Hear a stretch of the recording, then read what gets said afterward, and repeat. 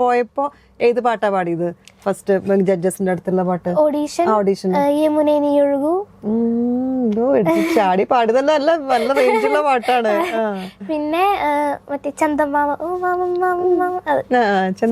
Fast number, അത് രണ്ടായിരുന്നു ഓഡീഷന് പാടിയത്. അത് കഴിഞ്ഞ് പിന്നെ ഒരു 1 ഇയർ മൊത്തം അതിന്റെ അവിടെ തന്നെ ഇരുന്നു അടിച്ചു പൊളിച്ചു അല്ലേ?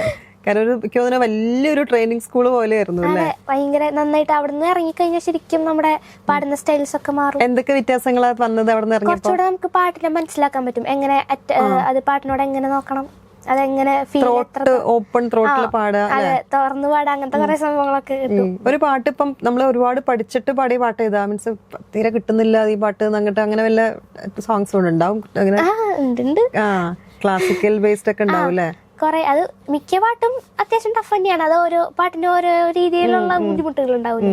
എനിക്ക് ഏറ്റവും കൂടുതൽ ഞാൻ കഷ്ടപ്പെട്ട് കളഭം തരാം അതും പിന്നെ സംഗീതമേ സാമജി, അത് ഞാൻ സെമി ഫൈനലിൽ പാടിയത്.